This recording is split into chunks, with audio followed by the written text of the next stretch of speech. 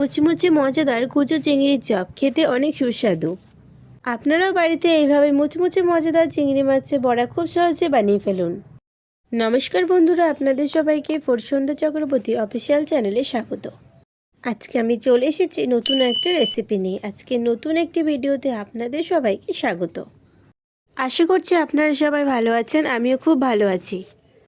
চিংড়ি মাছের বড়া খেতে কেনা ভালোবাসে, সবাই খুব ভালোবাসে। তো আজকে আমি আপনাদেরকে চিংড়ি মাছের বড়া তৈরি করার একটি সহজ পদ্ধতি শেয়ার করব।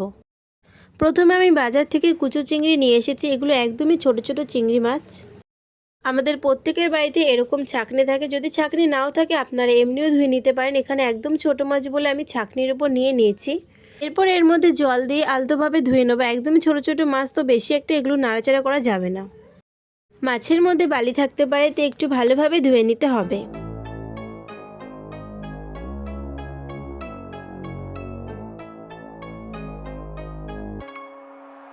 চিংড়ি মাছগুলোকে আমি এখানে ভালো করে ধুয়ে নিয়েছি। এরপর একটি থালার মধ্যে আমি এখানে চিংড়ি মাছগুলো নিয়ে নেব।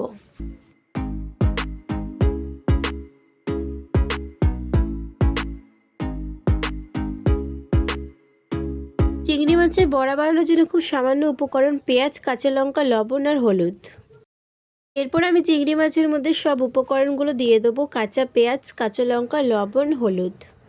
এছাড়া লাগবে বেসন। আপনারা চাইলে কিন্তু এর সাথে এক্সট্রাভাবে কর্নফ্লাওয়ারও নিতে পারেন। আমি কিন্তু এখানে কর্নফ্লাওয়ার ব্যবহার করব না।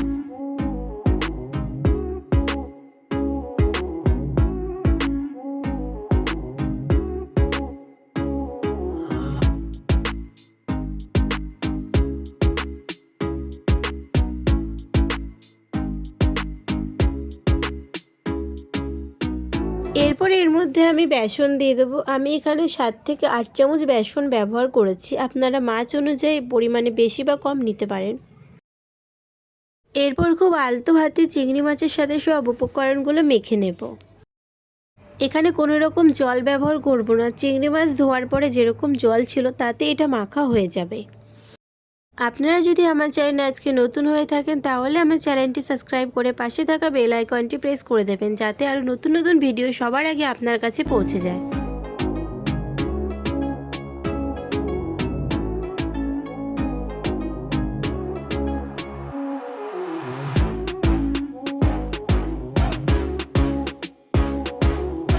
বেসন মাখা হয়ে গেছে। এরপর এগুলো গরম তেলে ভেজে নেব।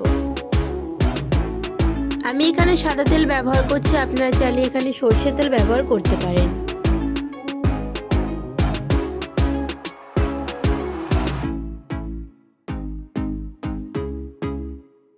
তেল গরম হয়ে গেছে। এরপর এর মধ্যে গোল শেপ দিয়ে বড়াগুলো আমি ভেজে নেব।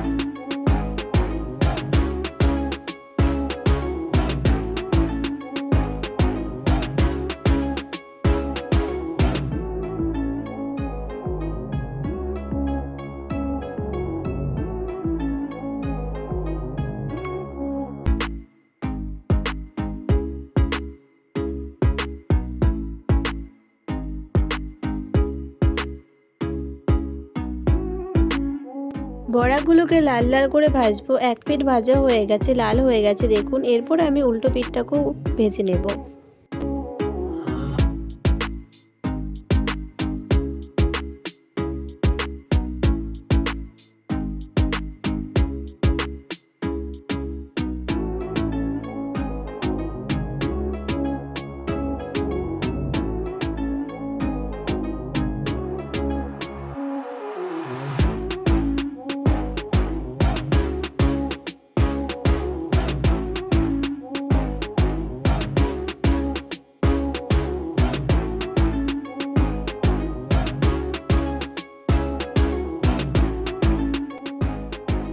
বড়াগুলো ভাজা হয়ে গেছে, এরপর আমি বাকি বড়াগুলো কষে একইভাবে ভেজে নেব।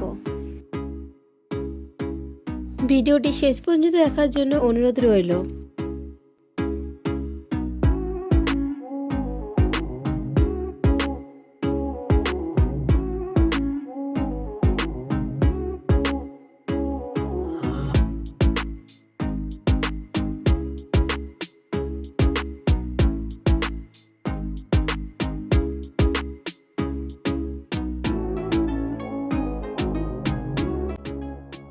তৈরি হয়ে গেল মুচমুচে মজাদার স্বাদে চিংড়ি মাছের বড়া।